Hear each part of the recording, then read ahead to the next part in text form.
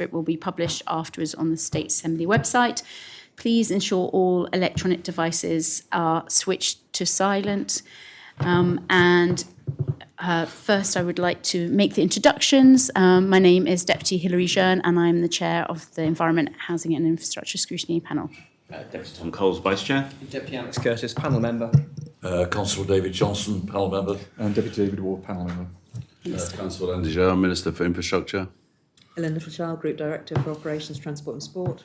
Andy Skate, the Chief Officer for Infrastructure and Environment. And Tim Daniels, Director of Jersey Property Holdings. Thank you. And Minister, the panel would like to start this morning's hearing by asking for brief progress updates on some of the following areas. So the first is, what is the current timeline for the delivery of the South Hill Skate Park, particularly given that you've previously stated a planning application would have to be lodged by this point in time? Good question. I'll have to defer to Ellen to see if she knows when that is due. So we're still working on getting the planning application ready, which we hope will be submitted before the summer break. And that's where we are, with the idea that if it still moves ahead, there'll be construction in 2026.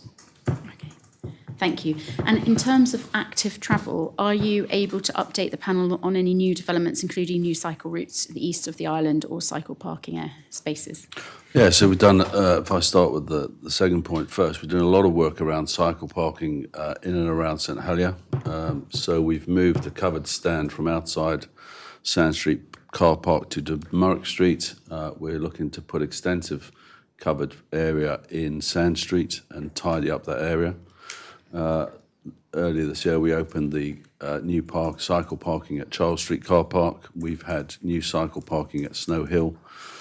I think we're introducing around 80 new cycle parking spaces in and around St Helier. In terms of active travel, yesterday morning I went to view the trial at the bottom of College Hill, which we're measuring the volume of traffic compared to pre-trial. The parents that I spoke to and the staff that I spoke to were very complimentary about the trial, and I had no negative comments from any of the residents that I saw. Equally, I didn't have any positive comments from the residents I saw, but so that was good. We continue to work with both the parish of Grouville and the parish of St Saviour to try and get them to agree to put wayfinding signs on some of their lanes because we've identified a route from St Saviour's School right through to Goree, which we think would be a great way of encouraging people to come off main roads onto by roads, parish by roads. It's fair to say that progress hasn't been as quick as we like. I think reading one of those parishes' roads committee meeting minutes, they're not overly keen on the concept, although they were engaged when we went to meet them. So, and why would that be? Do you think from the minutes? Reading the minutes, they suggest that cyclists go on larger roads, which is which goes directly against what you've just pushed. It's an interesting concept, but not one I agree with. Thank you. So that, in a way, is the east cycling route. Your suggestion would be this wayfinding. Yeah. So we earlier this year we put new signage up down at the Samray area. We're still in talks with landowners to try and improve junctions to get people off of the main road onto Le Blinnery. I think again that progress has been slower than we would have hoped. The Constable of St Clements is very supportive of the initiatives. We've done some workshops with the schools in St Clements to try and encourage young people to cycle and parents alike. And again, yesterday it was great to see parents arriving at with their children walking and cycling. So there is some progress, but not as quick as we'd like. Thank you, Mr. Can you provide an update on the lease of the Lido at Havre des Pas and what is causing any delays to this agreement? We're in a tender process, and I was copied into a letter from one party recently, and so that has delayed the process, unfortunately. We've got an independent panel. I couldn't tell you who the final two people are, other than I know one of those parties because they copied me into a letter. but I'm not involved directly or indirectly. So Do we have a date of when we think no this will idea. be? no idea. Do you know, Tim? Yes, I think that the process has been restarted. I think the intention is to reconvene the panel, and I think it's for the 3rd of July. But those dates have been communicated to the applicants, and both parties have agreed to that date. And on completion of that, there will be a recommendation to the Assistant Minister, who's been sort of guiding the process, and then there'll be a period of discussion, and the winner of the tender process will be announced. Okay. Could I just quickly ask on that? Has the process been? Were you suggesting the process had been delayed somewhat because of actions taken that have involved extending who's been contacted? Yeah, absolutely. My understanding is that second interviews were due to have taken place by now. Yes. But one party wrote to myself, the Chief Minister, and other people, and that delayed the process. I've not responded to that correspondence because I've not taken part in the process at all. Okay, thank you. Okay, thank you. What point in the programme delivery the bridging liquid waste strategy has been reached? And I say this because the panel is aware that the attenuation tank at MOFOR has been approved by officers, but of yesterday, a third-party appeal has been lodged. And what impact does this have on plans? And do you have a contingency plan or other solutions if the appeal is upheld? At MOFOR? Yeah. Well, you're more up to speed than I am because I'm not aware of a third-party appeal at MOFOR. We are looking at alternatives for MOFOR, not because of a third-party appeal, but because of costs. We are at the planning committee tomorrow, I think it is, with the St. Peter's application. So, do you know about the appeal? I wasn't aware of that, but so for St. Peter's attenuation tank, we're ready to go for planning, depending whether that's approved or not. We're ready to effectively agree the tenders at the end of June, if that goes ahead. The prices have come in more higher than what we'd originally budgeted for, and that's also given us a reason to re-look at the option for MOFOR, and revisit the different options again, and looking at the prices of that to see what's the most viable option. The other projects are progressing well with West Hill developments and the move to St John's. So generally our projects are on track. MOFOR may be slightly delayed, whilst we're just spending this bit more time just reviewing those options before we move that forward. Thank you. What is the next step in bringing forward the programme of works for the island sea defences? We continue to, I think you've had a briefing on the sea defences, so I dare say the next piece of work will be part of the budget process, because we need to ensure that we've got funding in place for that. So dialogue continues. I think there has been, or there are due to be some more presentations to stakeholders around more detailed design. The team have or are about to move to La Collette. So they moved to La Collette. They moved to La Collette. So work is progressing there, and we can get you an update on the finer detail. If it helps, there will be a bit of practical technical work now going on around how you look at delivering the project, procuring the project, that sort of thing. Clearly funding is going to be an issue, so we need to understand exactly how the project gets broken into its constituent parts, what the finances required, cash flow and all of that, especially then how we go about procuring something of that scale and over the period of time we're talking about. So yeah, I guess a lot of behind the curtain conversations on practicalities at the moment. But the first phase, I thought there was funding secured for kind of starting the. So the funding is being secured for the planning aspects of it, Yeah. and the exploratory works, and then as we go into our next budget process, we need to make sure we've got funding there. You know, I think I've said before, it's not a nice to have. We've got to do this work. You know, it's essential. Yeah. Thank you. Has an education officer now been appointed in line with the collision and casualty plan? I don't believe they have. I was with the lead officer on road safety last week at a conference in Birmingham, where I'm delighted to say picked up an award from the Tyre Safe charity for community involvement, and that was in recognition for the work that took place in Jersey last October around tyres and tyre safety. We met the Committee de Connétable on Monday to discuss the honorary police using some of the equipment that we've got, and we look forward to working with several areas of our community which we think are higher risk than others, and also doing some education around tyre safety for people who go off island, and reminding them that it's an offence to drive in Europe with different manufactured tyres on the same axle. So we're looking to engage with DFDS and Ports of Jersey to do some education around that piece. We are doing some work with the younger members of the community, and I forget who is doing that work, but I was told. Alice, was it? I'm sure it's Alice. Yeah, so one of the team is engaging with some of the schools, and we hope to do more when we recruit. Thank you. And I suppose leading on from this, we saw in the JP this morning that you mentioned you're carrying out a review of the roads law.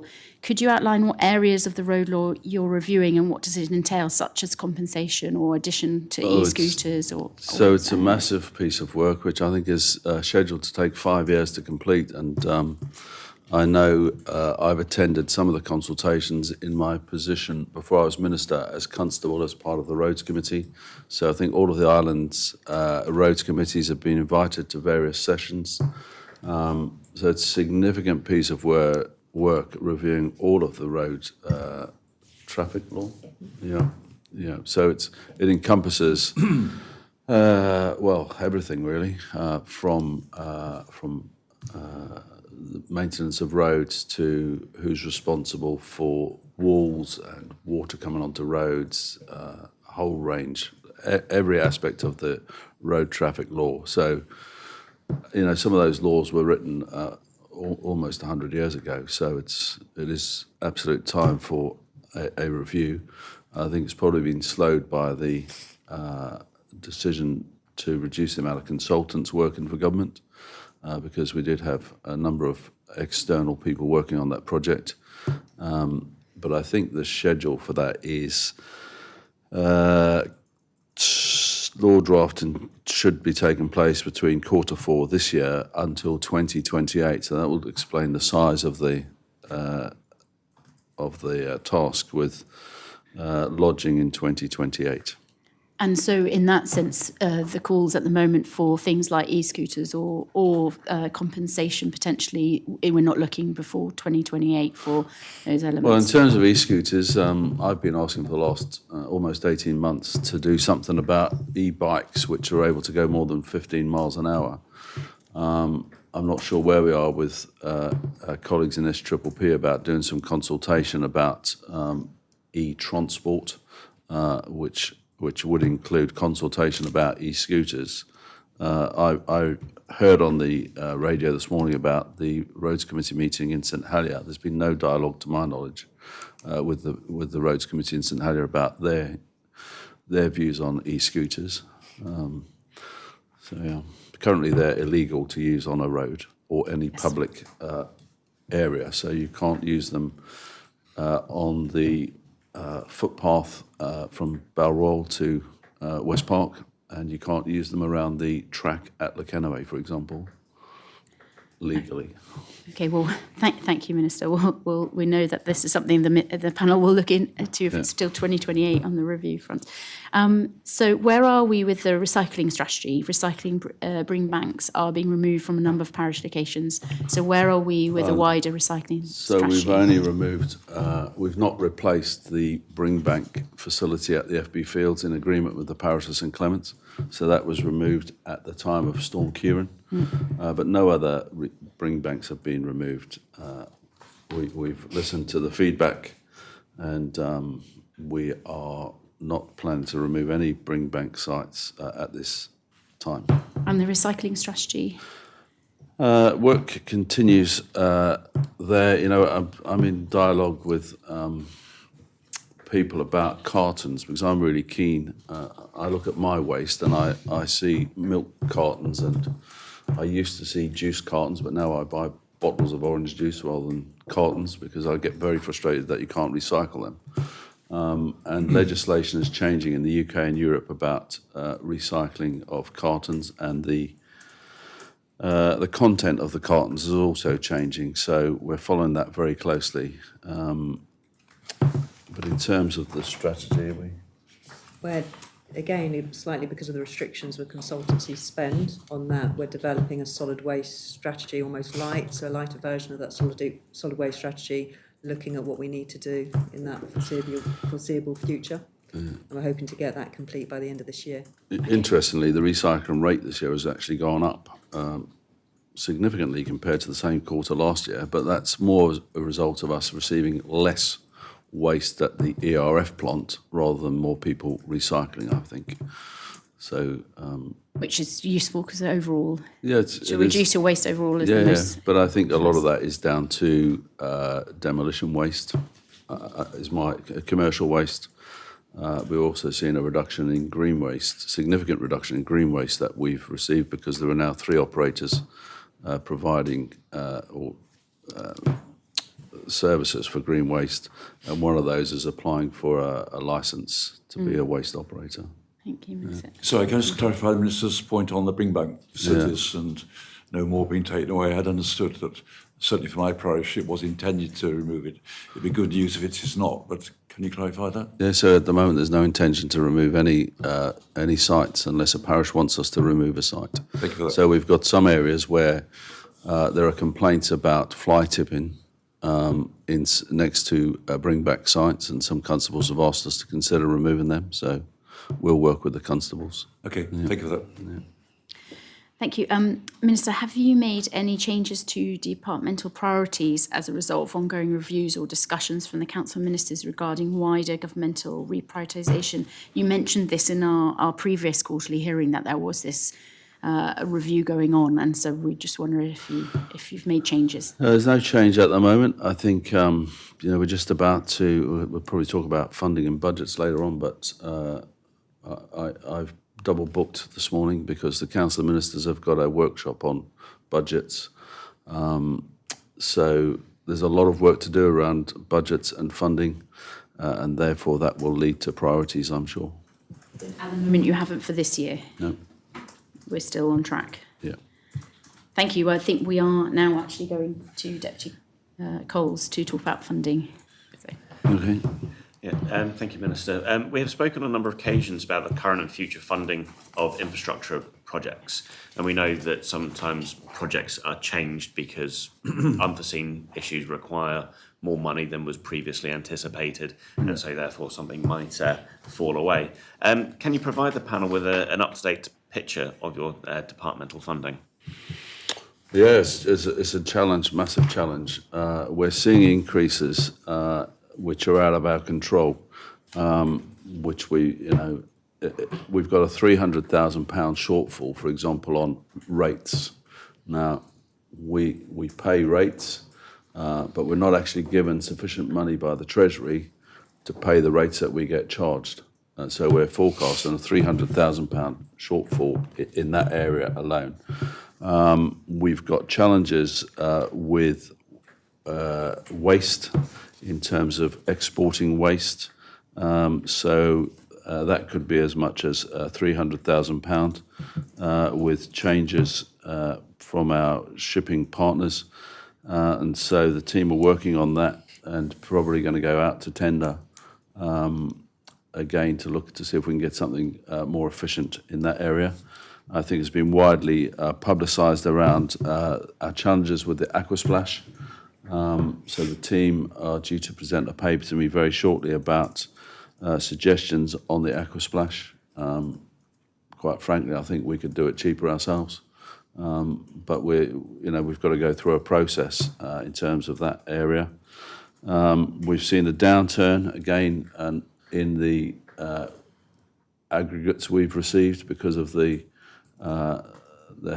demolition industry are either doing their own thing on site, so bringing less product to us. So we've seen a downturn in income, which clearly gives us challenges. And also I mentioned the green waste, so we've seen a downturn in income from green waste. So we have got challenges. We are considering how we manage those, and that may mean us reducing the scope or delaying some works. It's a massive challenge. Our job is to keep the lights on, and keep things safe and keep people safe. So some things may be nice to have, but actually other things are essential. So yeah, it is a challenge. Have you had any projects that you've been involved with that were planned projects that have shown? We talked about it last year, that one of your pumping stations needed more work than you really anticipated. But have there been any kind of projects like that within 2025 or recently that has caused an additional requirement to keep the lights on expenditure, which has meant that you've then had to delay another project? I don't think we've had any particular overspends on any particular projects. I think the team are to be congratulated on how they manage the costs. Sometimes it's out of their control. Clearly, it's sometimes out of their control. But I think in general, we can be very weather dependent. So we're like another emergency service. When there is a weather event, then the teams are called out day and night to cope with that. So it's a bit early in the year to say. Yeah. Sure. I just want to carry on about this commentary. You say it's nice to have, and I totally understand that, Minister. But yeah, how do you prioritise between? We've obviously got this gas place issue coming up with regard to a new school. We've got youth centre, major capital projects, and things like that. How do you compare those as nice to haves as opposed to essentials? Where do you draw the line between those areas? In those areas, how do you identify the funding need? I would say that a school and a youth club are both essential, personally. Okay. Yeah. So and what then gets lost? What doesn't get done if you go ahead with those? That would be part of the budget discussions that the council of ministers will have, and then. But there is a choice. There is a choice. Something has to give in order for these other projects to come forward. All of those projects and others have got to be funded. The challenge comes when you get into the detail. What is it costing to maintain old schools, and other efficiencies to be gained? In terms of provision for youth, I think it's long been noted that we need a youth club, and the site has been identified and work is going on there. That work is happening. But to my point is what's the choice? What's the choice you have to make? What has to give up? It's not a choice that I have to make. It's education that will fund schools. Okay. We will do the work to provide it, but it will be education that will fund the schools. But it's a decision for the State Assembly in the budget. It's quite simple. Okay. Thank you. I think we've covered most. I suppose the last place in this area was which projects or pieces of work will be delayed or removed from your programmes due to lack of funding, and what impact has spending constraints had on common strategic priorities which are under your remit, such as the revitalisation of St Helier? Well, you can see if you walk along King Street or New Street, you'll see work carrying on around the revitalisation of St Helier. Unfortunately, completion of that work is delayed until the 18th of July. I think it's going to be worth the wait, and we've repeatedly asked for panels to be put in the hoardings so people can actually see what's going on. I suppose if I was a worker, I might not be as keen as I am as a minister for that to happen, but we really would like people to see what's happening. We've got some small works that we will probably have to delay, but nothing major, I don't believe. But yeah, that work continues. We've got savings from vacancies. We've got maybe to delay some reactive maintenance. But yeah, What caused the delay on New Cut on that? Well, they found a lot of problems underneath the utilities. Not all of the utilities are mapped, is my understanding. There's a weekly update given to the traders in the area now. We met a few weeks ago with traders in the area, and it's Parish St Helier, and now we're putting out weekly updates to those people affected. But if you're digging up an old road and you find a drain that's not on the list, or a gas pipe or a electric cable, whatever, there's it's in the middle of town, so there's going to be stuff there that's very old and perhaps not listed. So they've got to ensure that we get the falls right, so we don't have puddling and. So they're working as hard as they can. They've worked some weekends to try and minimise disruption. We really thank the traders for their patience. We've tried to improve signage to encourage people that businesses are open, but I really think it's going to be well worth the wait. It's what you can see. There's a coffee shop there. What you can see there, it looks fantastic as far as I'm concerned. And when the whole compass is unveiled, I think it's going to look great. And if you stand there, as I did, and had it explained to me, because I needed it explained to me, if you look at the buildings on the four corners, they're all round. And so the circle in the middle is quite complementary to... The design team have done a huge, brilliant job there to really complement what's happening around there. Okay, so I'm going to move on now to the sports facilities and infrastructure. Yeah.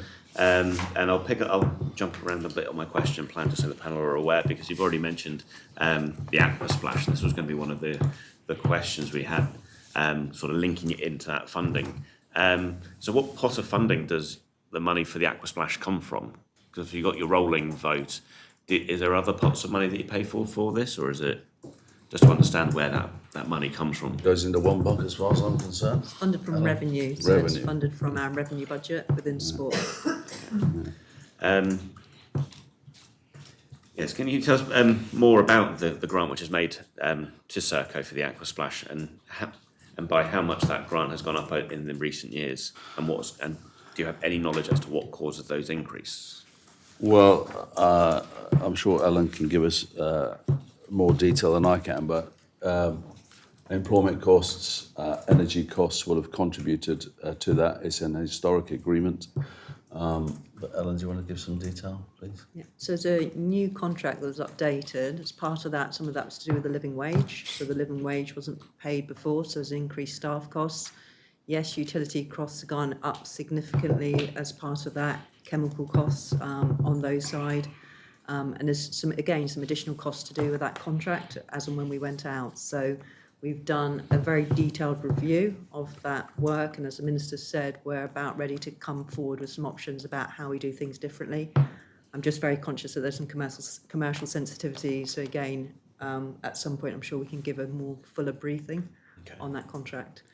So I suppose because where we link through this is obviously we run a indoor swimming pool up at Connétable, so Yeah. I was wondering sort of how have those costs increased compared to the cost increase that may be taking place at Connétable as well? Well, not only Connétable, we've got Langford and Hope Valley where we've got indoor swimming pools, and when the price of chemicals go up, it doesn't go up in isolation, it goes up for all of our facilities.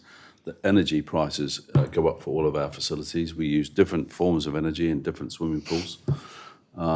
So that has been an impact on us. Energy prices have significantly increased.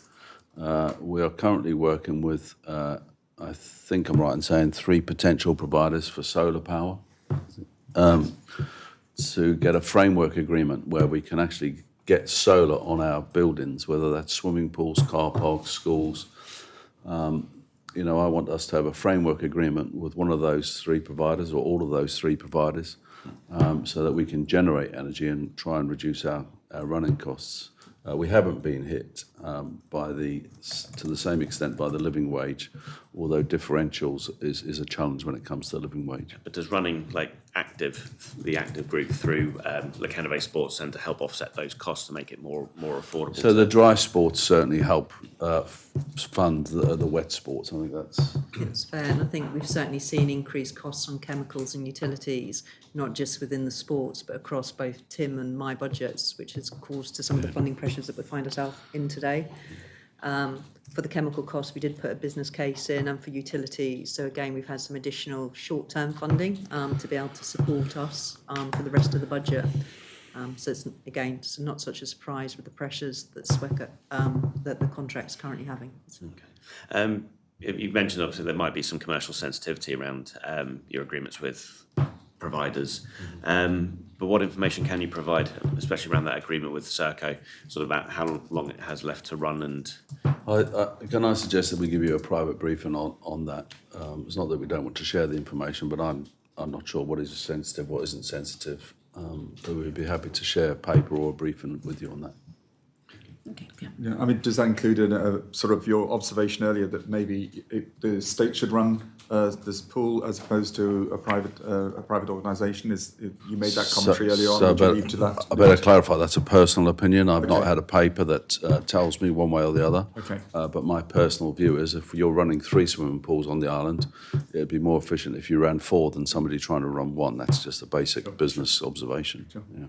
Then we can say we've got a number of in-house services, we've got a number of services that are contracted out for us. Clearly, those external contracts are subject then to external cost pressures, so labour costs and inflationary costs on those contracts. So we see both our direct costs that we have ourselves, but also those external contracts are subject to externalities that we can't control, and especially if they've got inflation escalators in them. So it's I guess our finances generally is a constant juggling act.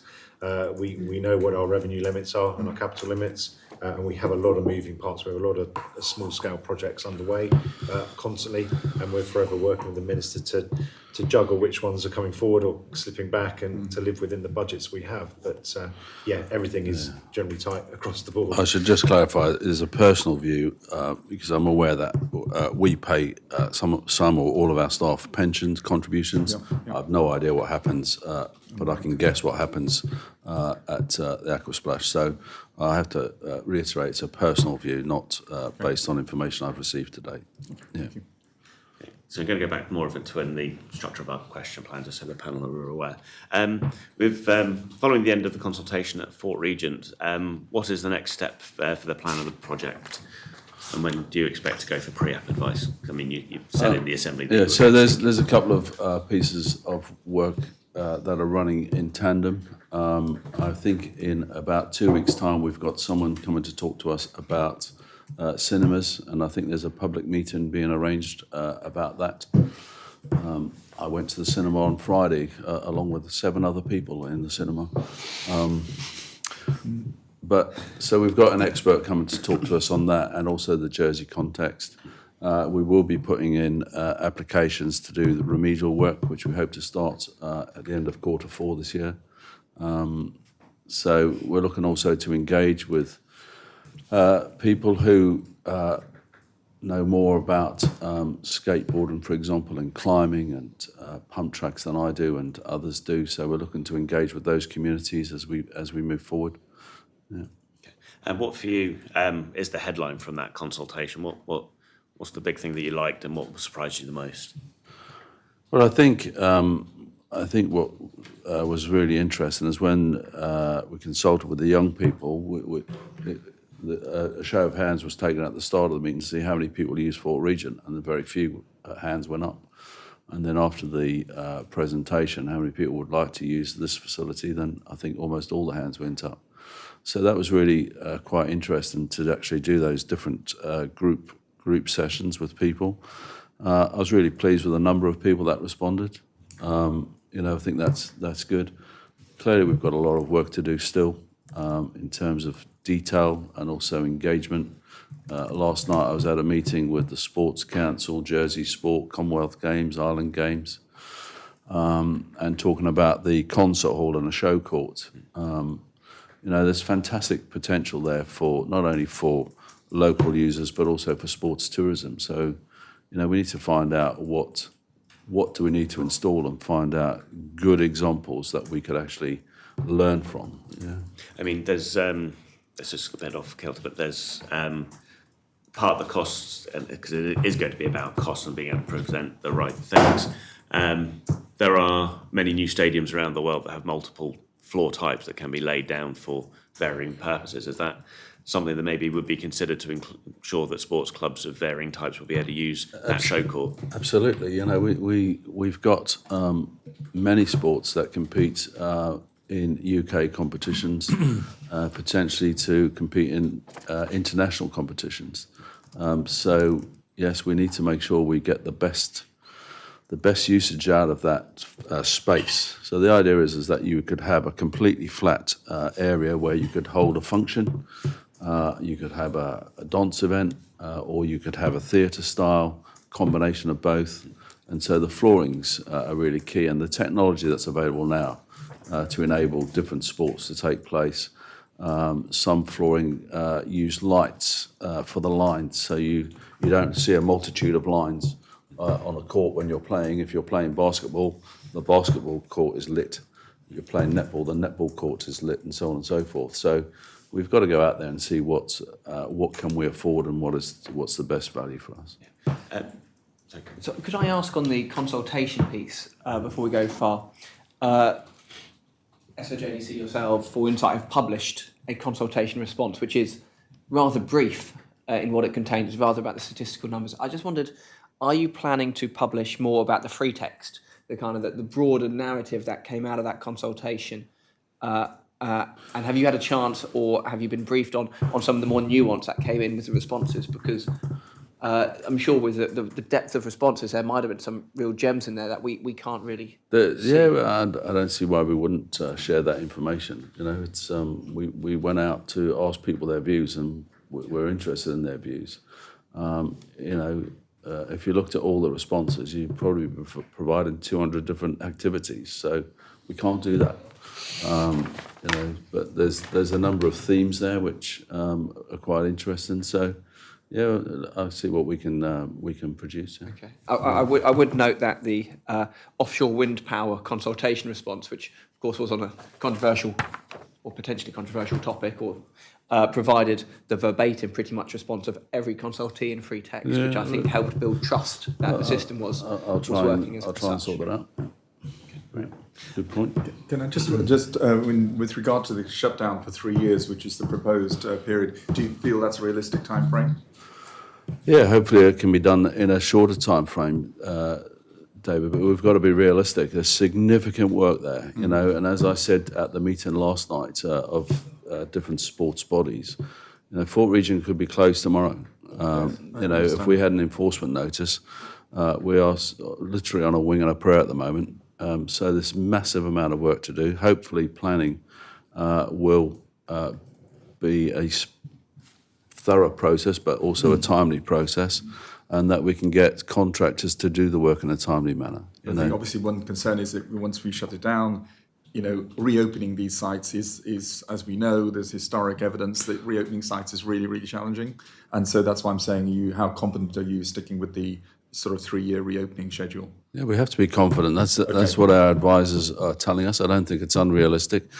Where the structure is there. Mm-hmm. The structure is there. So we've got to make it safe. Mm-hmm. We've got a lot of work to do with the mechanical engineering, for example, the plumbing, all those things. But once that's done, it's like a refurbishment. Mm-hmm. So, you know, I'm confident, and I believe colleagues are confident around the table. Yeah. So just a couple of quick ones. Can you confirm or provide an update, if the soft play area from the fort and to the waterfront is on schedule, and if there's anything holding that up? I haven't been told it hasn't. It's not on schedule, so I'm presuming it is on schedule. But again, we can get back to you on that detail. Yeah. And is the plan to hand over Oakfield at the start of September still on course? It is, and I think the panel has been invited, along with the economy panel, to go and view the facilities. Yes, it's on schedule, and it's going to be a massive addition to our sporting facilities on the island. It's first class. Should have a five-a-side game with officers versus panels. Walking football, yeah. So I'll get back to you.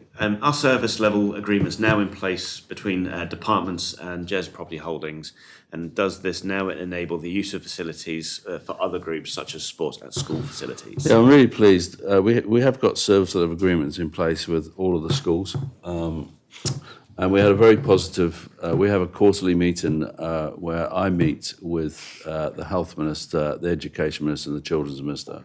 We had a very positive meeting yesterday, and in fact I had a very positive meeting last week at one of the secondary schools where we've made more progress, I'd say, in the last 2 months than we've made in the previous 12 months about accessing school facilities. And we've got a lot of untapped potential with schools, and that we are making good progress. I was really pleased with the cooperation we're getting, and also the time that we can access some of the sites, which has in the past been more challenging than it should be. So, yeah, we're making good progress there. What was the process for consulting with the schools and developing the service level agreements, which might provide the right benefits and safeguards for the schools and the public and the government as well? So before we launched the service level agreements, there were several meetings with head teachers. We started off with a small group of head teachers to test the concept, and then we had larger briefings with head teachers. Anything you want to add to that, Tim? I don't think so. The first SLA, there were a number of issues that were raised that were then adapted. So the ultimate SLA with the schools had constructive input, and we're currently in the process of going through a series of meetings with the school heads and the caretakers to review the inception of the SLA and to talk about progress and discuss prioritisation. And again, we're receiving positive feedback from the schools that things are working well. And it does give us the opportunity, as the Minister said, if we have to delay or prioritise our reactive maintenance works, at least the schools feel now that they are being consulted and understand the reasons for those delays. So I think our engagement is much better, and both sides are seeing the benefits. You were just saying that you're meeting much more regularly with head teachers to go through the SLAs, and are there scope for changes within the SLAs, or they're set following those initial periods? The SLAs are something that apply to the estate as a whole, Yeah. so that we would not be intent on making any adjustments, but our approach to the work that gets done, the regulatory, the statutory requirements, and then the sort of the nice to haves, if you like. At least we can have a discussion where both sides understand why things are happening when things are happening. Yeah, the SLAs we have in place, the formal SLAs really around property responsibilities, who's responsible for what property-wise in terms of the buildings. We've also got, I guess, user agreements that are developing around activities in school buildings, especially in the sport areas. So a lot of school sport facilities clearly during the school day are for schools until about 3:30. There's a window from 3:30 till about 5 where clearly there is after school provision provided in some schools, and we are keen to see more under 18 use in those facilities. Beyond 5 o'clock, clearly school children are no longer on site, and then they can be opened up for wider benefits to the community. A lot of schools already do this, but we're doing a bit of work at the moment with the SIPES department just to make sure we're understanding where the capacity lies so that we can direct appropriate users to that capacity. It's a win-win for us, it's a win-win for schools really as well. So maybe there'd be a question area for future then more about these user level agreements that we can see about how those some develop. of those are they're just really practical things in terms of who's opening the door, who's locking the door at night, who's tidying up, who's clearing the sport equipment away. It's those sort of practical arrangements that undoubtedly schools unsurprisingly want to understand, because come 7:30, 8 o'clock in the morning they want to know that the school hall is available again, sort of thing. So yeah, it's just that practical conversation we're having. And the other thing is around consistency of pricing. Yeah. So the head teacher I met recently was very grateful for working with the sports team, because it had identified that their pricing wasn't consistent, and that they're working with their users. I suppose on that, if you talk about funding and charging, who would be the beneficiary of those charges? Would it be the school or would it be your department? It will be the school, but if there's if additional resources needed to lock up, then that needs to be paid for. So that's the detail that we're discussing. Yeah, just in terms of the structure of how that funding is on the maintenance of schools and things like that, Is it basically a central budget which is allocated to different schools, or do schools actually turn around and say, we need to spend Y amount of money on this? This needs to be kept upright. And how does the conversation go? Does the conversation go, well, sorry, we've only got 50 grand of the 100 grand you need, so we're only going to be able to do this much? I mean, is that how the fundamentals of that works? What the service level agreement does is it makes it very clear as to who's responsible for what element of the maintenance. Right. So any major works are the responsibility of Property Holdings, and therefore the budget goes with Property Holdings. Right. Minor things will be done by the school, and therefore they will get some money. So. But if there's an argument between the school and Property Holdings, There shouldn't be an argument now because we now have a service level agreement which is signed by both parties, something that took 20 years to put in place. Okay. So hopefully, as Tim says, it's bedding in. We're both sides going to learn.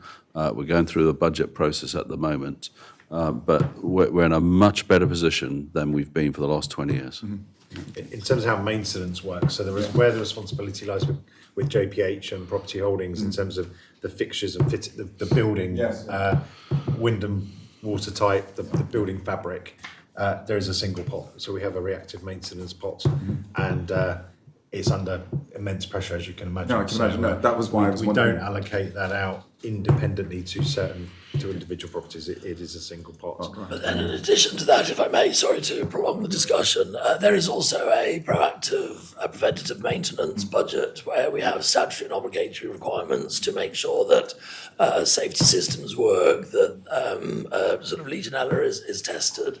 And so we have our obligations that we undertake for each establishment. Those are fixed. I understand that. What I'm just wondering is there an opportunity here to say, actually, the school recognises the need and recognises how much they need in the pot and how effectively they can spend that money, as opposed to one central pot being used, which is then allocated around the different outlets. Is there any thought around that change of emphasis? No, it tends to be central because otherwise each school would clearly have their self-interest at heart. So we're in conversation. Trying to keep the place upright. We're in conversation with the Cyprus department, who we use their prioritisation. And if there is a departmental view, then we would have that discussion.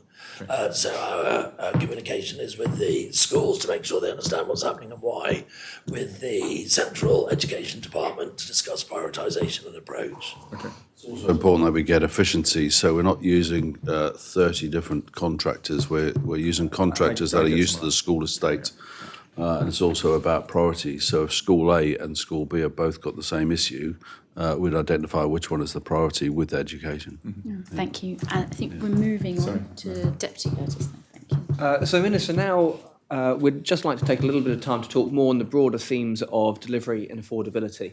These are areas that the public often want to know where the cost involved in delivering the infrastructure you deliver goes and how you manage that. So, being aware that the cost of delivery and of construction and delivery of infrastructure projects has gone up, and that there are examples of projects within the department's remit which are now more costly to deliver than originally budgeted for, we would just like to kind of have your original take on what's being done to reduce the cost of project delivery, or at least ensure budgeting is accurate from the start. Well, in terms of reducing cost, I think the department should be congratulated on saving a third of the consultancy spend last year, and we're targeting to make similar savings this year in terms of, and that's a significant number which I don't have to my hand. We're going to have to, and I've spoken at this panel before, we're going to have to introduce some charges going forward, because it is not sustainable to provide the level of service or the services that we want to provide at no extra cost. So we are working on, at the moment, I've spoken before about liquid waste and solid waste, and it's still my intention to bring proposals during this term for the introduction of some form of charging for some of the services. The vast majority of our services we provide are not nice to have. They've got to continue. We get criticised for using micro asphalt on roads. What the micro asphalt does is allows us to cover 20,000 square metres. for a fraction of the cost of resurfacing. And what that does is protects the road surface from water ingress and therefore reduces the amount of potholes. We're reviewing that against putting a top layer of tarmac on, but we need to continue. And I think one thing we'll find out when we get to the budget, but I have continually around the Council of Ministers table spoken about the importance of investing in our infrastructure, whether that's sewage, solid waste, roads, sporting facilities, education facilities, whatever that infrastructure is, we have to invest in our infrastructure. We currently invest probably half of the recommended investment in our properties. That's not sustainable. That is not sustainable. Fort Regent, I will make sure there is a business case that makes sure that Fort Regent is sustainable going forward before any work starts, because we cannot do what we've done many times. The challenge of that is, Oakfield, if you think of Oakfield, the people that are moving from Fort Regent to Oakfield are guaranteed 2 years at their existing prices whilst we review the costs. It's not fair and consistent to charge Club A £15 an hour and Club B £48 an hour. That's not fair. So we've got work to do there, but we have given assurance for people that we will honour their rates for a 2-year period during that period. On the cost of delivery, though, from your side, there's a few examples that I think are really interesting, the public will be interested in. Going way back, let's start at Fort Regent. The public have proposed there's a £110 million scheme. Is it clear what's driving to your department across how you deliver, especially regeneration, the cost of this? I think back to, I believe the costed scheme for the 1967 scheme was about 2.67 million, which inflation adjusted is 40 million for the entire refit. Well, I think it would cost almost 40 million if we did nothing. So I guess what's driving? To make it safe. And hopefully, as an the previous government before last had proposals which were £240 million for Fort Regent. So what we're trying to do is to come up with something that is achievable, is deliverable, and is sustainable. To make Fort Regent safe is going to cost tens of millions of pounds. To put in new facilities in Fort Regent is also going to cost tens of millions of pounds. And it's really key, for example, that we retain a nursery at Fort Regent, because that generates significant revenue that can be used to maintain Fort Regent going forward. And it's also a very well-used facility in a good location for many people working in and around St Helier.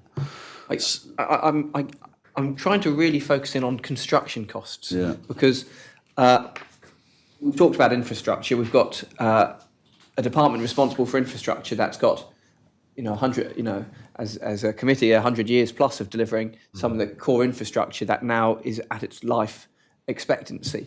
And we're facing costs that we're seeing that seem to be perhaps disproportionate to the value we'll get out of using it, or prohibitively expensive. So it's what is the department doing to understand why the costs are where they are, benchmarking that to the past, and how are you then assessing what is really deliverable in a construction market like this? Yeah, so I think at this stage it's probably too early to say what the actual cost is going to be and what's made up in that cost. What we've done is our best estimates using space and size and industry standards to calculate the costs, because we have to have an idea. But as I said, I believe the cost is between 30 and 40 million pounds if we don't do anything to make the site safe. If we went back to a fort, that's what it would cost. Okay. I think in terms of if you use the fort as an example of a construction project, a number of variables there that are driving the cost. That firstly, there is an age variable. The asset is getting older, so comparing us today to a 1970s facility, we would have obviously aged. So as our assets are getting older, they will cost more to repair or replace. I think the other big variable is public expectation and desire. I think what counts today as a leisure or entertainment opportunity is definitely different for where we were in the 70s. I know that personally. What was entertaining in the 70s probably is not entertaining anymore to our younger people. And so that is also a big variable in terms of what do people expect from a facility moving forward. The other big variable are just regulatory standards. They are forever increasing. So to meet higher regulatory standards and technology standards, they generally are more expensive to meet. You then overlay the cost of materials, labour, construction, and the other inputs into construction. So, what we can say is all of the construction materials are more expensive. That we are in the lap of the gods there in terms of geopolitical markets to where construction materials move around the world and how they're produced. So there are a lot of variables outside of our control. And we don't truly know the price of something until we actually go to tender and we get some prices back. And so and we're no different to any other client. You start a project with an anticipation about what you think it might be. Until you actually get those prices back, you don't really know what those prices are going to be. So to what extent, given you procure a wide range of projects, do you understand the impact of each of those variables? Regulation, construction materials, labour, and perhaps lastly, expectation of provision. Is it something? I mean, in the past, this level of detail was quantified. We held we held an inquiry, committee of inquiry in 2002 specifically into this. Now we have departments. Is this the level of detail you are going to? I don't think it is, no, but I don't think we can go to the level of detail. All we know on all of those variables, they're probably all increasing. That with any certainty and confidence, I don't think we ever see prices disappearing in the reverse. And construction inflation never seems to reverse itself. It may stay, it may stick, but it never seems to go back. The price of regulation, for example, is unrecognisable compared to 30 years ago. So the responsibilities of somebody with a building, in particular a public building, are quite demanding in terms of the frequency of testing, whether that's for Legionalis, whether that's your electrical testing, so on and so forth. And you can talk to electricians who say, well, that fuse board is okay for 10 years, but it won't pass a test. So you've got to upgrade your electric board and your electrics. And that's with any public building. And the responsibilities, and the regulation has arrived because of events around us. I'm not saying that the regulation is wrong. No. The standards are unrecognisable from 30 years ago, even probably 10 years ago. So a lot of our money is spent on ensuring that we meet those safety standards. So whether that's the frequency that you test a lift may never get used. We have a lift at St. John, which got used for a week at Liberation, which has never seen it in its whole lifetime. It might get used once a fortnight, once a month, but you have to have it tested at the time periods to get your insurance and your certification. And that's the same for every public building. Access to public buildings has got to be better. We all understand why that is, but it all comes with a cost. And so it's very difficult to compare what was happening in 2002 and 1967 because the demands on us are far greater. We have to move on, but this is an area we may want to explore further because that's a question. Whilst it is hard to compare, I think the panel want to see that comparison, so at least either the public are understood, but also that the department know where the burden is coming from and if it can be optimised. But we'll have to move on. You spoke about expectation, and I was in this room last week talking about expectation. There are enough bowls players for one facility. The government provides 3 bowling facilities. There are 4 outdoor bowling clubs on the island. But the expectation is that we will maintain those 3 government facilities. So it's a challenge. Brilliant. Moving back to the delivery side, what is happening to the projects which fell within the scope of Project Breakwater? Well, work continues on Project Breakwater and investing in Jersey. I think I've got that right this time. And as I said, I should be at a Council of Ministers meeting today discussing budgets, which those will form part of the topic. Okay. If we think about the Connétable Sports Centre, which we spoke about earlier, the Connétable Sports Centre, we've had lots of disruption in the last 18 months. That building has got a timeline where it's going to either need a refurbishment or replacement. And so, we're working on schemes. How do we do that kind of work?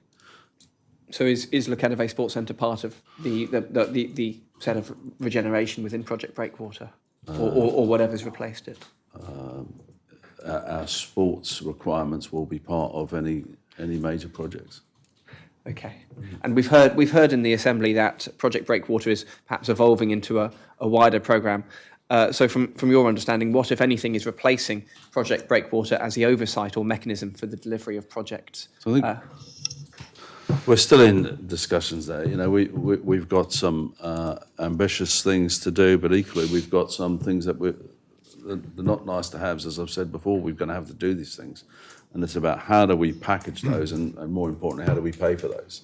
So it's about the timing of those things, and that debate and discussion is ongoing. And as I said earlier, I was away last week, but there was a meeting specifically for those topics last week, which I was unable to attend.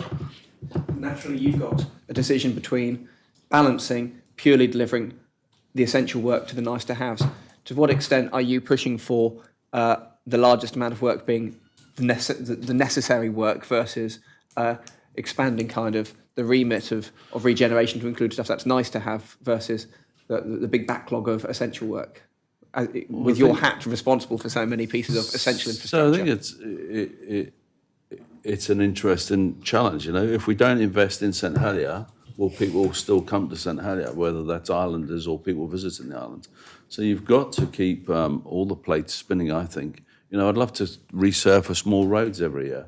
And that's the dialogue we're having around the Council of Ministers table to say infrastructure is vital, whether that's the sewers, whether that's solid waste, whether that's tarmac, whether that's public realm, sports facilities.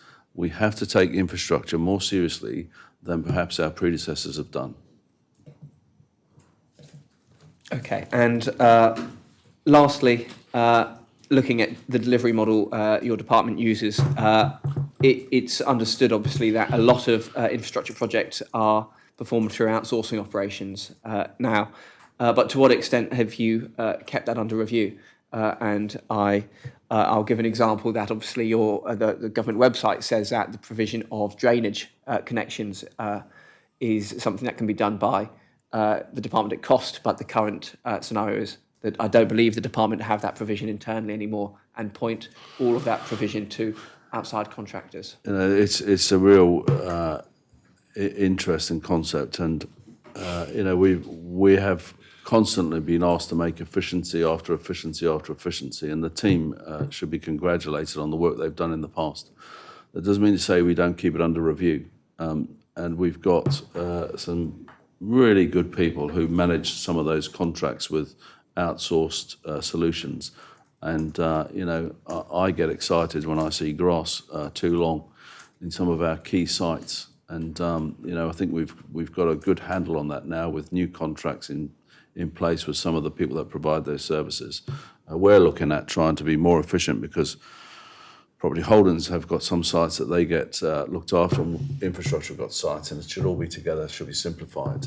So we are making efforts there.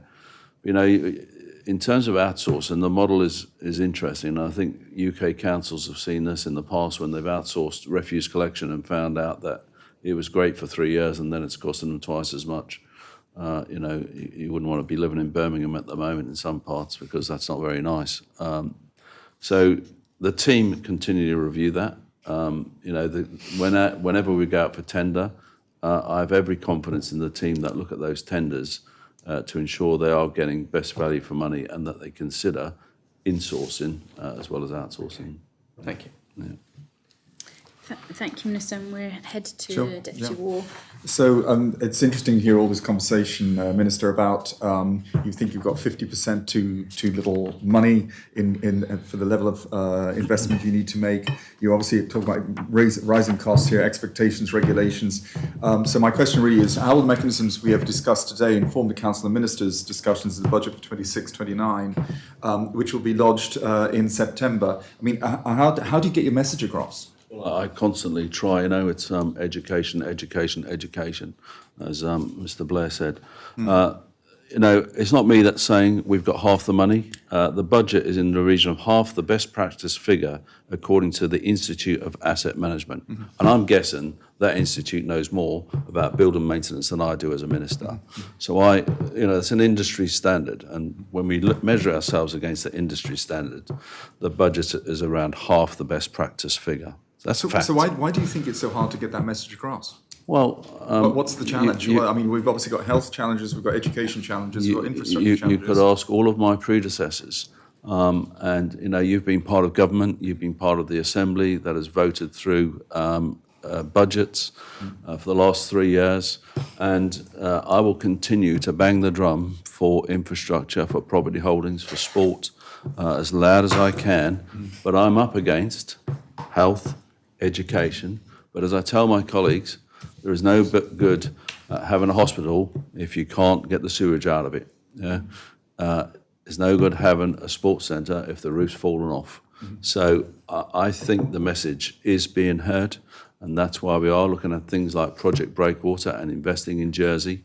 And I hope that we will get to a stage where we can share that information with you and get the support of the Assembly to invest in the island's infrastructure in a serious manner.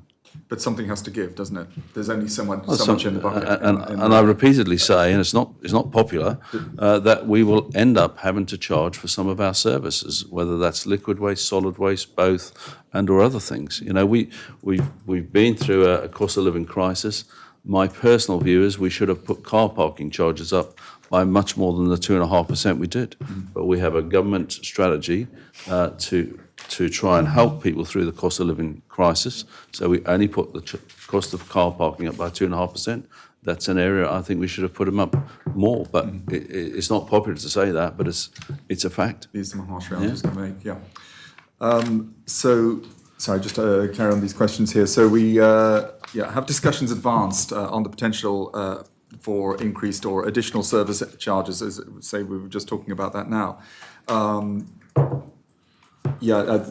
Sorry, I'm carrying on these questions here because I think actually a lot of these questions you've already pretty much answered, and these challenges are that do we actually start charging more for services? Do we actually charging for services that are currently free? And these are harsh discussions that need to be taken with. One thing we've got to do is to be consistent, yeah. And we're not consistent. I've given you the example of a club that pays less than £16 an hour for a large area, and other clubs are paying 3 times the amount. That's not fair, that's not consistent. We've got to find a way of being consistent. We are looking, and as I said, I should be in a different meeting at the moment, but I will be proposing that we introduce in the next budget, we take forward the way of charging for certain services. What the cost will be, what the collection method will be is up for discussion, but I don't think we can ignore the fact that we've got to do stuff. We've got Victorian sewers in St Helier and other parts of the island. They won't last forever. So do you see private sector, sorry, just finish it. So do you see the private sector getting much more involved in this? That actually government gives up some of this stuff and actually gets the private sector to do it and make that identify which areas government should stick to and which they shouldn't stick to? I think last week I said in a hearing, which is recorded, public record, that we need to do more in sport in terms of public and private partnerships. I'm continuing my discussions with interested parties in that because the government can't do everything for everyone. Should water and sewage be separate or should it be together? What the model is or looks like, I've different ideas on it and different suggestions, but we can't keep doing the same things and expect a different result. So we need to change. Yeah. Minister, I think we've talked about this a little bit before in other hearings, and what I'm hearing from you is that you're proposing these kind of charges will be presented in the budget. Is that the idea? Because I was wanting to ask when we will see this, but is your idea that these will become part of the budget discussions when we see the proposal launched in September? I think My personal view is that is the time to have the discussion. So, So you'll be putting that towards the council ministers and putting that within the budget for us, the States Assembly. whether there's a revenue stream in 2026 or whether that's in 2027, I don't know because of the time for the legislation. But I'll certainly, as I've said to this panel before, look to bring proposals to the Assembly for some form of charger mechanisms. Okay, thank you. Okay, I think we'll move on to Constable. Yeah, thank you. Connétable, fugitive Jersey thank property you. holdings. My area relates to Jersey Property Holdings. Following the publication in May of the Jersey Audit Office report on strategic property management, can you detail, please, which of the recommendations made in that report you're now prioritising? And in asking that question, I take note of what you already said about the SLAs being advanced. Yeah, so, we have some interesting discussions around the council ministers' table, and some people say we should be selling off properties left, right and centre, and other departments want more properties or need more properties. I think of the challenges around young people, for example. They need more facilities, not less facilities. I think, the CNAG's report was helpful. It demonstrates that we're not as mature as we should be 20 years after property holdings were set up, and I'm working to change that. The team are working hard to change that, but it requires support of colleagues in this state assembly. So I think the progress we've made with the schools is good progress. It's like everywhere I go, it's slow progress. But it's nevertheless that I don't underestimate the effort that the team at Property Holdings had to go through and their colleagues at Education to get those service level agreements. Why has it taken 20 years? It's incredible. So I'd like to see the Guernsey model. I think is a good model with the Property Services Department, where they have hard and soft facilities all in one place. We've got 52 people in property holdings, and in government there are 141 people working on properties. It doesn't make sense to me. So we've got a long way to go, but we're chipping away, and I think we are making, the state of the estate report was a good piece of work and is kind of a good benchmark, but we've got a lot of work to do. Yeah, just before I go on to my questions here, I mean, you mentioned the personnel within property holdings itself and others working in the same area. They're under different ministers, is that what you're saying? Yes. Rather than the standalone organisations? Yeah, so, so there are people working in or on properties in other ministries that aren't connected to property holdings. So, we use the example of the schools. Should a school caretaker clean the gutters, or should it be contracted out? Now, all of that is now agreed. Please don't ask me which way it is. I'm sure it's contracted out, but from a health and safety perspective. But, that's where the uncertainty was before as to what does a school caretaker do or doesn't do. The Guernsey model is they all report into the property services rather than into a head teacher. Clearly, they've got a link with the school that they work with in Guernsey, but it's a different relationship. Yeah. Minister, this is in a way you're highlighting something that is kind of a step back and looking at this. Is this work going on at the moment? You're saying chipping away, but in a way it needs one big look at it rather than chipping away. Well, we are working on it, and we hope to take. The chief officer has taken a paper to his colleagues, the chief officers. We're looking to take a paper to the Council of Ministers, and once we've done that, we're happy to share that work with you. And is this something that you could see happening within this term of office? I've learnt not to overpromise and underdeliver, so I'll underpromise and hopefully overdeliver. So. Thank you.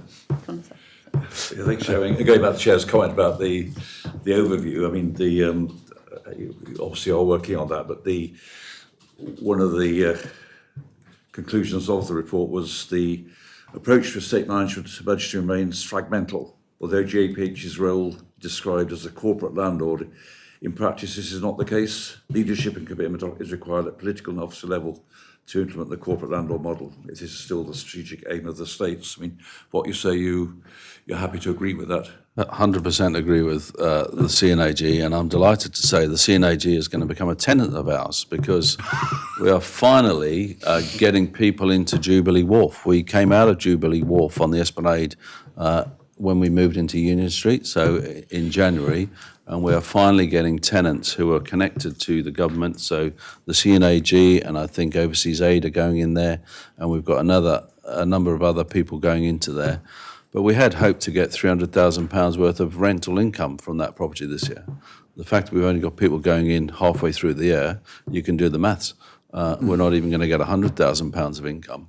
So, but what we will do is end up with what I call government entities, although they're arm's length, whatever. So the wooden dollar goes around. So hopefully that will help us. Yeah.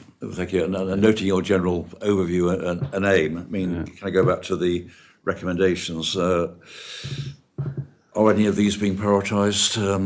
Have they been prioritised for the current term? So for us, it's about reaffirming I think we need a rebranding and a relaunch, basically, but reaffirming why Property Holdings was set up in the first place, and just trying to get colleagues to work with us. And we want to be a facilitator. We're not there to do anything else but provide a best, most efficient service.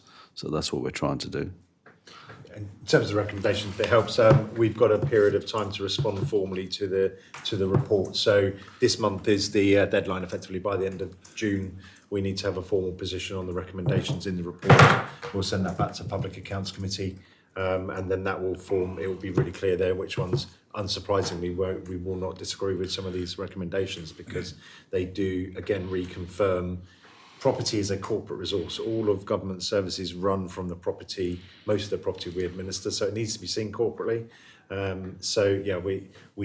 will be clear to the panel which recommendations we're going to accept, and they'll form an action plan. I'll use most of the questions, but one of the other main features of the report is the alignment with the other states-owned bodies. I mean, is that a problem to you in your administration of the portfolio? I don't think so. I think we're demonstrating working in conjunction with the Jersey Development Company on the design for Fort Regent, for example. We're utilising the expertise that organisation has got, and so I think we could do more of that. I think we're having discussions about how we allocate some of our housing stock for essential workers. I believe that some of that could be outsourced to one of our ALOs. I think it's pretty obvious which one. And that debate is going on around what does it actually cost us, and what would it cost us if it was an outsourced model, back to the point earlier. Is it better value or not better value? We're not going to outsource us if it's going to cost us more money, but if we can make efficiencies, then I'll do it tomorrow. Thanks. That's a question I was going to raise in any case. I mean, given your role regarding Fort Regent and the cooperation with the States Jersey Development Company, are there further areas where the two forces could almost be integrated in certain areas? It's interesting. I think that the challenge is where do you draw the lines, and if you look at our estate, it's very, very varied, and there are areas where undoubtedly both Jersey Development Company and/or Andium could help us. We've got a property that I think we should have divested in a long time ago. We've got one unit of accommodation there, which is causing us challenges, but we should be looking to divest in that and work with our partners to do so. Yeah. Shall we move on? Yes, please. Connétable to waste. It's you next. Moving on to waste, if I may. I was expanding. But all that, thank you for your confirmation on the parochial matter about the bring back. That was useful. Yes, can you please update the panel on solutions to be identified for legacy inert waste? Oh, good question. I'm not. Have we got the plan and obligation, whatever they're called? Yes, we have. We've got them now. We. Yeah. So do you want to update on the latest position? I'm just not clear of the question. Is it inert waste or hazardous waste? Or Inert waste, yeah. So I do touch on hazardous waste later as well. It's the legacy waste, it's the mound that's down there. We've had the briefing on the contract that the contractor is dealing with new inert waste, but they weren't contracted for the mound. So the mound at La Collette of inert waste, Yes. that's to be recycled and used, so it will be used for shoreline management as we're looking forwards to the future. So there's a small mound for temporary use that we're looking at using for the shoreline management project moving forward. In future with the inert recycling, now as you know, we've got a new contract for that, and those materials are effectively going off site and being reused. I guess part of the question on inert waste might be, is the current forecast receipt of inert waste and storage of it likely to exceed the capacity you have approved for on the site before you have a plan for it, which would be the shoreline management plan? I think we've seen, I think I mentioned earlier in the hearing that we've actually seen a decline in the amount of waste that we are receiving now. I think a lot of that will depend on, there's plans for the waterfront, which may or may not include excavation. It'll depend on what the solution is for parking there. So I think the amount of waste we're receiving is less than we expected to, so that would suggest it would last longer rather than less time. Yeah. We have approval to be able to temporarily store inert waste material. What we want to make sure is that we're not storing more than what we need. So, and that's just trying to balance that out with what we require for the shoreline management plan, and the team are monitoring that constantly, and again having regular meetings with the contractor. General question then, given there are potential concerns, can you please confirm whether Jersey is operating within the licensing and statutory obligations for testing and maintenance of ash and hazardous waste? I'm sure you'll say yes, but there you go. Yes, we are. We have to. Yes, I know, yeah. And my final question then relates to the energy from waste plant. Again, that is operating within standards and requirements. Yeah, so again, we're regulated on the energy from waste plant. We send our results on how the plant's operating to our regulator on a regular basis. So it says if there was an incident where we weren't within our parameters, and we'd be having those conversations with the regulator, but the energy recovery plant is working well. Okay. I think what's interesting is 72 people have been around the energy from waste plant this year to have a look. And we're really keen to encourage young and old alike to come and see what we do. I think 53 people have attended the La Collette tour, and other people have been to see the green waste. So we're engaging with schools and other groups. We want people to come and see what we do. And, I was there on one day this week, Saturday, taking my green waste, and I'm always amazed at the level of service I receive, and I'm sure everybody receives when they go there. Yeah. Thank you, to Deputy Curtis for single-use plastics. Minister, we'll just briefly touch on single-use plastics, a responsibility you share in part with the Environment Minister. Yeah. And so if you could provide the panel that has had a briefing, but for the hearing's purposes, some more information on what has informed the further amendment to the restrictions on single-use plastics. Well, I think it's around the ability to enforce what's already in place, so make it very clear as to around the wholesale sale of bags, etc., and also the charity operations, so where people reuse or recycle bags. I think that's at the Assembly next week, is it? I think, yeah. Hopefully we will be able to get that slight amendment changed, but I think it's come from the trading standards, really, the feedback from them around enforcement. So that's the driver behind that. The single-use vapes got approved got royal assent on the 11th of June, and I'm hoping it's going to go to the Royal Court this Friday, which will mean that we can then write to everybody and give them 6 months' notice. So we'll start a communications plan on that. Okay, and on single-use plastics with regards to the vapes, are you aware of whether the regulations as drafted, and hopefully will go to the Royal Court soon, will be effective to what they require, and whether you're seeing new products on the market that perhaps are now circumventing? Well, I think undoubtedly we're seeing in other jurisdictions new products coming online, which is always the challenge, isn't it? But somebody told me this week that they're used as assisted breathing devices. Somebody told me, which was kind of alien to me. But I guess the point, whenever a regulation is brought in, there will always be a section of the market that looks to circumvent a regulation in one way or another. This will get us into a strong position on this. Whether that position has to be amended at some point in the future, I would probably foresee that we would need to reflect that at some point in the future if the market is trying to get around the regulations. I think the market is showing new products, so is there capacity within the team to act nimbly on that, or is it expected that actually the regulations as worded will be what we have for the time being? I'd need to talk to the officers working on that area. I suspect, I'd like to think that we're going to be nimble, but I suspect that the innovation is going to be pretty clever, so it may take longer than we hope. Okay. Okay, and moving on to the fuel farm and energy, you informed the panel that Jersey Property Holdings have started a valuation of the land and discussed the possibility of break clauses in preparation for lease negotiations with the owner of the fuel farm facilities. We appreciate the details will be subject to those negotiations, but can you expand on what you expect these break clauses to be?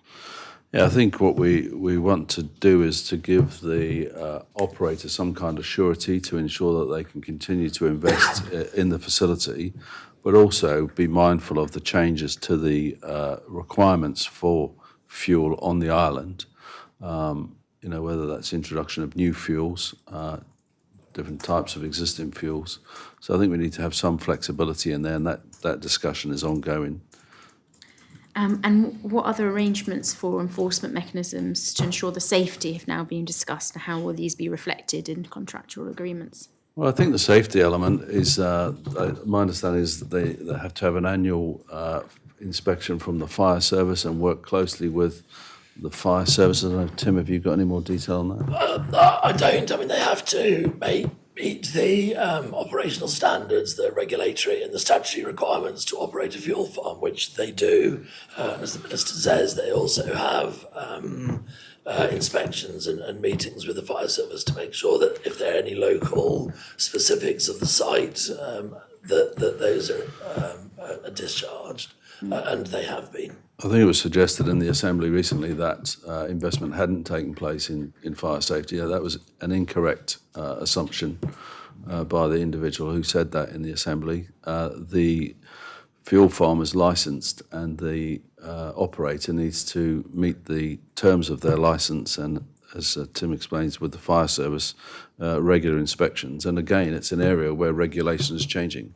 As events happen around the world and other jurisdictions, we see different regulations being brought in. That means that the bar gets raised. So continued investment will be required, and that's why we want to allow sufficient time for the operator to invest, but equally have break clauses should the requirements change. Thank you, Minister. And in your letter that you sent to us, that was very detailed, so thank you for that. You talked about the fact that this is, of course, a land lease at the Collect. Is this different from a standard land lease? And if so, what is the difference? It's interesting to see that model, and we wanted to understand. So my understanding is that in some land leases, at the end of the lease, if you've built a shed, for example, the landlord is entitled to keep the shed. In this case, that isn't the scenario. In fact, the responsibility on the person or organisation that leased the land is they have a responsibility to remove their equipment or to sell their equipment to the government, and also to ensure that the land is clean. I think, have I got that right? Yeah, absolutely. Yeah. And was that written into the lease in the beginning when the land lease was developed, that those were specifically? And is that a type of model that you would use in other areas as well for land lease, or is this specific related to? I think it would be for specific events. So I know that we've had leases that have finished since I've been minister, where structures have been built and the structure was due to return to the landlord. But I would think it's specific as... I think the leases generally, there's an overall sort of approach in terms of optimising the site, but for specific uses and operation, there will always be clauses that are discussed between the two parties to make sure that they meet the needs of the operators and the landlord. So I think there will be nuances, and clearly, we're aware of the requirements we have for sort of diversity of supply, sustainability and resilience, and so we have that direction as our approach to the lease negotiations. Thank you. Moving on to some final questions, Minister. The Assistant Minister for Infrastructure has recently brought a proposition that includes a request to analyse the impacts of increasing green space in town. Are you supportive of these proposals, and do you believe that St Helier residents have enough access to open green spaces? I'm not sure what the question is, actually. We plan to create more green space and more public realm in St Helier, but I disagree with the Constable with his view on the provision of a school. And you were saying you have plans for more green spaces. Can you expand maybe a bit more? Well, I think it's widely known that we plan to do some work in Broad Street. We plan when Springfield School closes to make that a green space. We'd like to do something around Rouge Bouillon. So there are, I don't know if they're called pocket parks or what they're called, but we are planning to do more work. So I do think if we want more people to work in town, more people to live in town, then you've got to make town a welcoming place. And I think Broad Street's a good example where we could do better. Minister, you've brought up Broad Street, so maybe, given it can always be a hot topic, could you provide a bit of a timeline for when you expect plans to come forward to scrutiny, to the Assembly, to the public, and then a timeline of work? I think it's been approved by the last 3 governments, I think, Broad Street, and I believe work is due to start in September. Okay, and Is that right? it may have been approved by the last 3 governments, but it has always been a point of political risk, I believe. So have you got any particular steps to de-risk any delay on that time frame? Are you approaching this one any differently to any other project you normally would with regards to the public realm to ensure delivery? I think it's vital that we invest in St Helier, and as I said at the start of the hearing, the work that's taken place in Newcut, I think is terrific, and the work that's taken place in Halkett Street is terrific. And I see the vision for Broad Street in that area, I think, is going to be really fantastic. So, the consultation has happened. I was stopped at the airport recently by a retailer in Broad Street who wanted it to start yesterday. So, I think the discussions are well progressed. The work is going to start. I understand in September. Yeah. I think the best way to de-risk the project is to start the project, in very simple answer. Thank you. What feedback have you had from users on the new Northern bus route, and how are you judging the demand for it? Well, I was pleased to see people on it. We're going to make some changes in July to, I think people are disappointed that it doesn't run in the afternoon and it doesn't run at weekends. In July, it will run less frequently, but it will run later in the day and at weekends. People that use the Enid Kenno Centre that I've spoken to, and they've used the bus to get there, have been really pleased because they may have struggled to park or may have found it more relaxing to go on the bus. but predominantly because of the times of the bus, it's going to predominantly be concessionary fares or people with parcels that are going to use the bus in the mornings whilst people are at work. But there's a lot of people who've been requesting a northern bus route for a long, long time from right across the island, and I think it will help those rural communities. So I can think of a number of areas across the north of the island that will benefit from it. We think of David's facilities in St Mary's. I know St John's, the precinct there, would welcome more visitors. So I'm hopeful that it's going to be successful. And of course, from a tourist perspective, because there's a lot of attractions on the north, that kind of northern run, and so it's much easier to get to. You can go, if you change the bus at the airport, you can go down to St Albans, and if you change the bus at the zoo, you can go down to Goree. So you can actually go around the island on a bus, which is something you haven't been able to do for many years. The old Route 10 used to allow you to do that. That's good. So it should be, I believe it's in the parish magazines in terms of promoting it, and I've seen leaflets.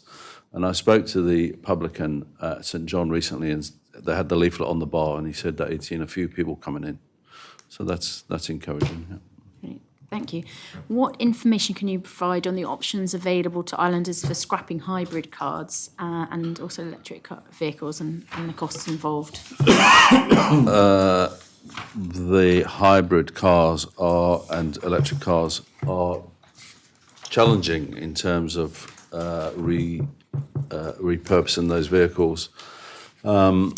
We have written to the motor traders to explain that to them, but it is not a cheap process to dispose of an electric vehicle. They've got to be sent off island, but I'm not sure if I've got the information in front of me. I don't have the information in front of me. That's something we can write to you about.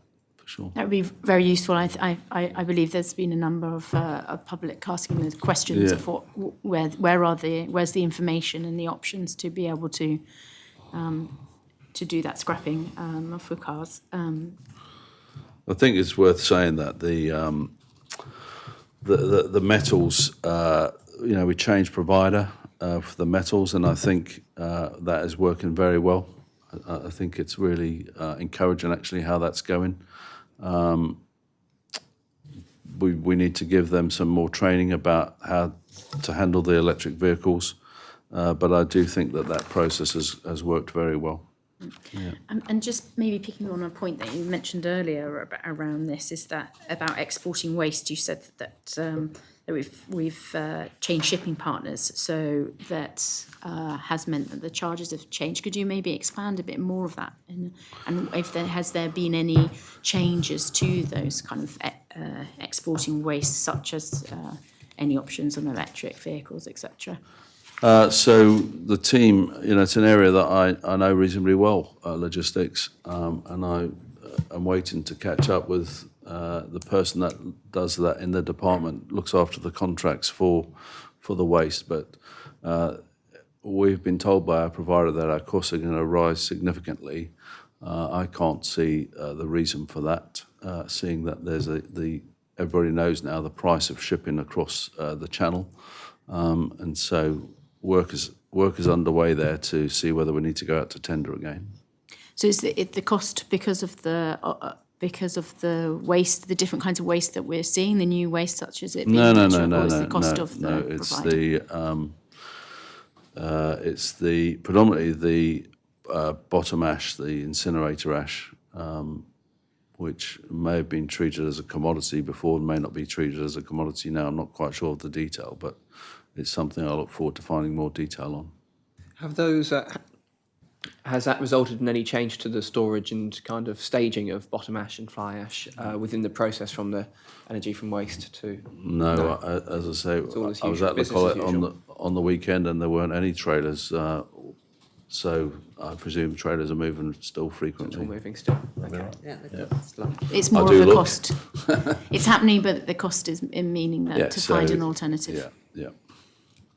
Okay, I think the panel would want to see some more information on that. And do those shipping costs, so those are the two main ones, do they impact other waste streams in particular? But it's really about ash export, is it? That's going to be the impact. I think we're due to go out as a matter of course for some of our contracts. They're due up anyway. I think it is the bottom ash that we've seen potential change in the pricing of that from our provider.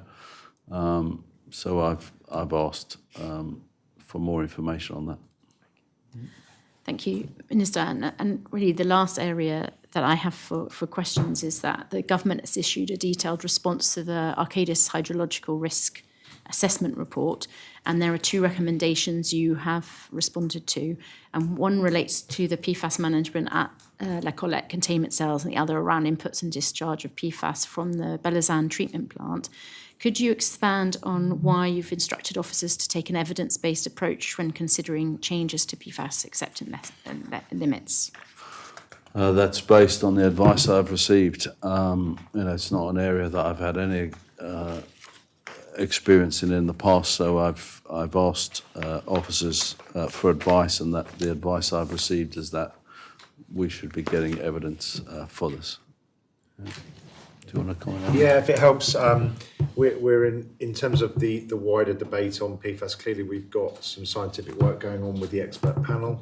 We're expecting to see some clear recommendations from that expert panel in their report 4. From this side of our government business, we are a waste operator, we are a liquid waste operator. So if that scientific evidence and those recommendations equate to a change in operations, we will obviously have to reflect that as an operator. We're not clear it will do at this point, but I think as the debate continues in terms of where PFAS is being found or not being found, I don't think, apart from a specific, we've got a clear point source pollution incident at the airport, which we all know about.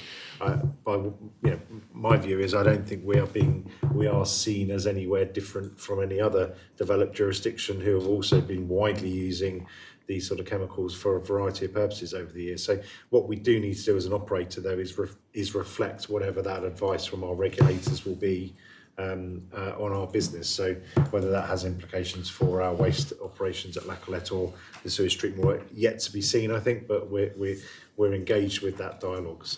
So when we're just to unpack that when we're talking about the work on looking at the containment cells, are we looking at the PFAS that potentially could be there now, or potentially to be able to receive contaminated waste with PFAS? I think it's probably both. I think the leachate from the cells we treat it here on Ireland through the STW. So whether that is an issue is there going to be an issue for us doing that in the future? We don't yet know. Will there be any further restrictions on what we receive at La Colette? Again, we don't know. I think where we are as a jurisdiction, we are at the sort of leading edge of this debate, certainly in Europe, and that is going to throw up a number of questions for us as an island as to what we do here. Or what we not do here. I think there is a real debate to be had around PFAS and about the potential impact or not impacts versus the cost and benefit of that compared to a lot of other things in our environment or in our health environment which causes harm to the public. So, I think there's a much bigger public health debate on where we spend our money as a government, whether it is in this area or whether actually we get better health outcomes or better health preventions by investing in other areas. But that's a really big debate for us to have. I think it's fair to say that the awareness is now there. So, probably back to the cost of doing things. We didn't know about this. No, and now we do. We need to make sure we get the data in. And I think I can see that as your recommendations was to do that, and then also with the STW to do a review on the trade effluent permits as well, and kind of the other thing on the STW, clearly the majority of what we receive is not ours, if you like. It's the island's water that comes to us for processing. So that's why we have to be part of that bigger debate around what we're allowing into the drainage system or not, and can anything be done about that? And importantly, should we be doing anything about it? Because whilst we will see, depending on all compounds in life, I think the more you look for things, the more we will find at various levels. and we will find various things at all manner of levels, but some of these are quite very low levels. There's a debate for the island to have as to whether we want to deal with that. What standards are we meeting? We currently meet, for instance, the European drinking water directives on our drinking water. We're well within that from a public drinking water perspective. So, it's a bigger debate as to what we're seeing and what standard we should meet, and then the impact on our operational. You mentioned the trade effluent permit, and that's another area that we're looking at. Those permits. I think where I permit, see should I the say. risk assessment, the hydrological risk assessment report, I think one of their recommendations for immediate term was to potentially remove some of that contaminated PFAS from the airport and then potentially put that at Le Collet. I think that my understanding and reading of it, Yeah, I think you're setting up this kind of baseline. Yeah, certainly as a receiver of trade effluent, we have a position to decide as to what we receive. Then there's also a position for the ports of Jersey to understand what issues they're facing and what options are available to them. So PFAS is an issue that is dealt with in other places as well. So there are other disposal routes as well. So I think all of this will be having to be looked at. We'll get the PFAS expert panel's recommendations in some of these areas, and if that means us having to change our business in certain areas or tweak it, I think we'll have to deal with that at that point. I suppose my final questions on this is the response of saying what you were doing. I mean, what's the timeline on this? Saying about reviewing and doing this evidence-based approach on these two areas at Le Collet and also at the STW. So I think we've got to tie our work in with the expert panel effectively. So the expert panel is really going to be pointing the island into the direction of where we need to be either evidencing more or investing in more. I think as a waste operator, both solid liquid waste operator, we should wait for the expertise to come from that panel, and then that will infer where we need to change our business. What we would expect is, if that business is to change, we would expect differing regulatory standards then to be applied to us, which would then obviously have to comply with. True. So would that mean that you would then need to do like an environmental impact assessment if, for example, there was a decision to move the contaminated PFAS soil from the airport to the containment cells? Would there be We can't impact? receive until we know what it is we're receiving and the level of risk and what's the mitigation we're going to put in place. And I think most of the debate on PFAS has been around drinking water impact and impact on drinking water supply. If that debate is, some of the work of the panel is going to look at sort of PFAS in other environments, the built environment as an example, and whether that actually does create an impact or not. I think the science is so new in some of these areas, we don't really have the answers at this point. So I think we've got to wait and see what the panel are suggesting. And this panel has already told the Environment Minister we will be doing a hearing later in the year. So of course, seeing this also ties with your responsibility. We may. Yeah, and I meet with both the Environment Minister and the Health Minister on this subject and officers. So I forget the name of that group, but we do meet together. Okay. Yeah. Thank you. I have no more questions, but I'm just looking at my. No, thank you. No more questions. So I think with that, we'll be able to give you a few minutes back, Minister, in your day, and maybe go to the Council of Ministers discussion around the budget. So I'd like to thank you, Minister, and officers for your input today, and thank you for the public for taking their time to listen to the hearing as well.